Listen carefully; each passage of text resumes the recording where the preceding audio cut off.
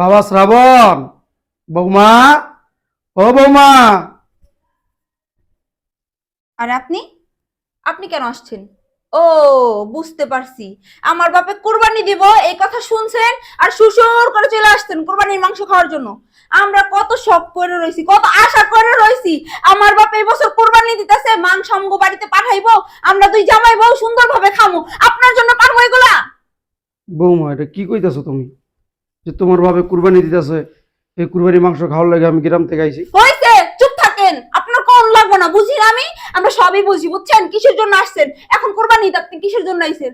কুরবানির মাংস খাওয়ার জন্যই তাইছেন। শুনছেন যে আমার বাপে কুরবানি দিব, অমনি শ্বশুর করে চলে আইছেন। বৌমা, তোমার ভাবে যে কুরবানি দিব আমি জানিই না। না, জানেন না তো। আপনি জানবেন কোত্থেকে? না জানলে কেমনে আইছেন? হ্যাঁ, কেমনে আইছেন? লজ্জা করে না যে প্রত্যেক বছর কুরবানি ঈদ আইলে এই যে সুরসুর করে চলে আসেন? আপনার যে এত অপমান করি, তারপরে কি আপনার লজ্জা করে না? হ্যাঁ, মানুষের তো বিন্দু পরিমাণে লজ্জা থাকা উচিত। বৌমা, তুমি শুধু শুধু আমার সাথে এরকম করতেছো। কুরবানি ঈদ গেল গা, তোমরা দেশে গেল না, তার জন্য আমার পোলাটা তোমার দেখবার আইছে। আর তুমি তো জানো পৃথিবীতে পোলাটা ছাড়া আর কেউই নাই। ওইসে, বুঝছি আমি। দেখবার আইছেন নাকি খাইবার আইছেন ওইটা তো আমি খুব ভালো করেই জানি। আপনি আর কি পারেন? ওই যে একটা নাম করেন, একটা বাহানা করেন যে পোলার বউরে দেখতে যাই। আসলে তো দেখতে আসেন না, আসেন গ্রামে খাইতে। বৌমা, তুমি যেটা মনে করতেছো তেমন কিছুই না। তুমি বিশ্বাস করো, আমি তোমার বাপে যে কুরবানি দিব আমি জানি না। আর তোমার বাপে কুরবানি দিয়ে তোমার গোস্ত দিব, সেই গোস্ত আমি খামু। আমি এই নিয়তে আসি নাই। শোনেন, আপনারা যে যে গ্রাম্য গাইয়া খ্যাতগুলো আছেন না, অশিক্ষিত গন্ড মূর্খ, এগুলোর না আমি খুব ভালো করে চিনি, বুঝছেন? ওই যে মানুষেরটা কেমনে করে খাইবো, শহরে আসছেন, পোলার বউ থাকে, দেখছেন। পোলার শ্বশুর বাড়ি বড় লোক, পোলার শ্বশুর বাড়ি তো অবশ্যই কুরবানি দিব। আমি গেলে ভালো মন্দ খাইতে পারবো, কুরবানির মাংস তো অবশ্যই পোলার বউরে দিব। তাহলে পরে আমি গেলে পরে ভালো মন্দ খাইতে পারবো। এই জন্য আইছেন না, আমি তো খুব ভালো করেই জানি।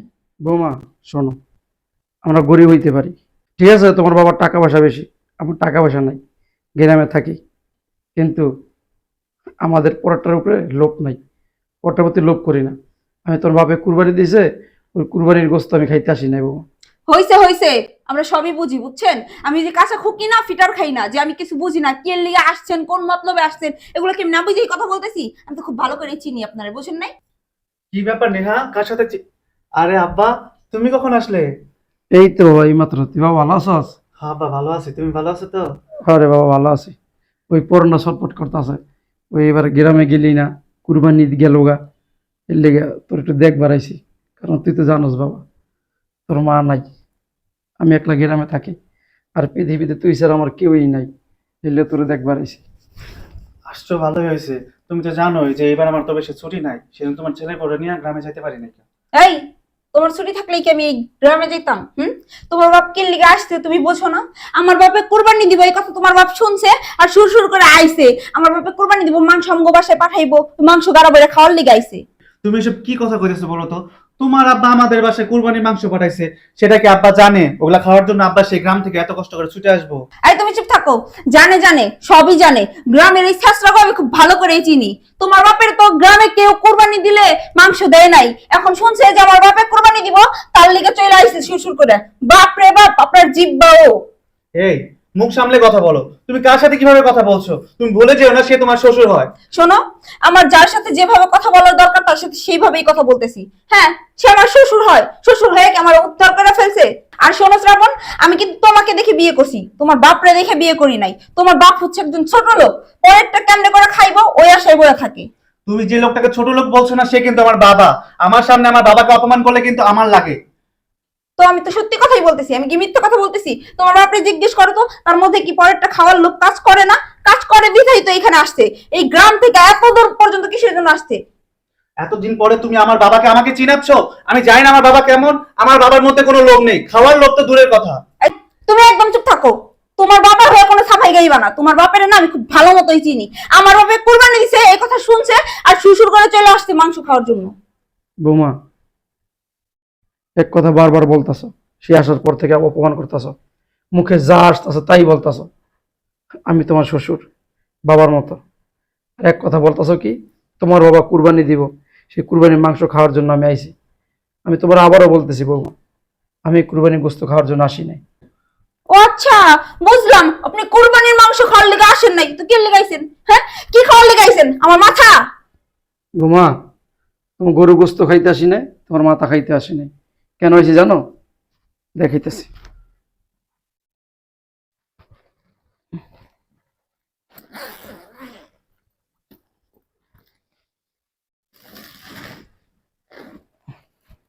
এই যে আমি গ্রাম থেকে গরুর মাংস নিয়ে আইছি তোমাকে দুজনের লেগে।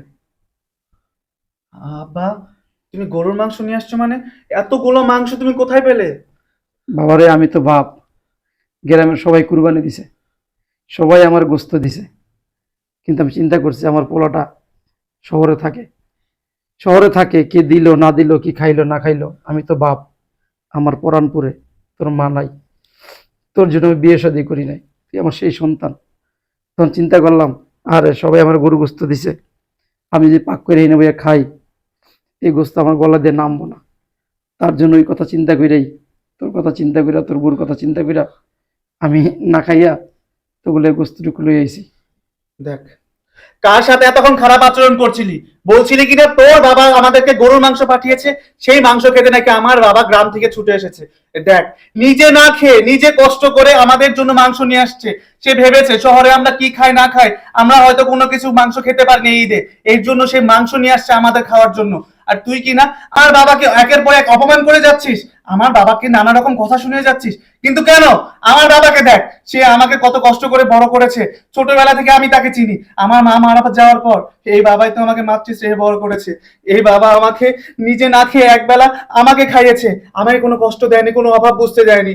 সেই বাবাকে তুই বলেছিস লোভী, সেই বাবা নাকি খাওয়ার জন্য এখানে চলে আসছে। তুই নিজের চোখে দেখ, সেই বাবা খাওয়ার জন্য এখানে আসেনি, বরং সে মাংস নিয়ে আসছে আমাদেরকে খাওয়ানোর জন্য। বাবারা না কখনো লোভী হয় না, বুঝতে পেরেছিস? শোনো বৌমা, তোমার কিছু কথা বলি। আমি তোমার শ্বশুর, একটা কথা সবসময় মনে রাখবা, বাবা মা আছে না, সন্তানেরটা খাওয়ার ইচ্ছা করে না সবসময়। বাবা মা ইচ্ছা করে তাদের ছেলে মেয়েদেরকে খাওয়াইতে। এই মাংস কিন্তু আমি একলা খাইতে পারতাম বৌমা, পাক কইরা, কিন্তু এই গোস্ত আমার গলা দিয়ে নামবো না। কারণ কি জানো, আমার পোলাটা আমি অনেক ভালোবাসি।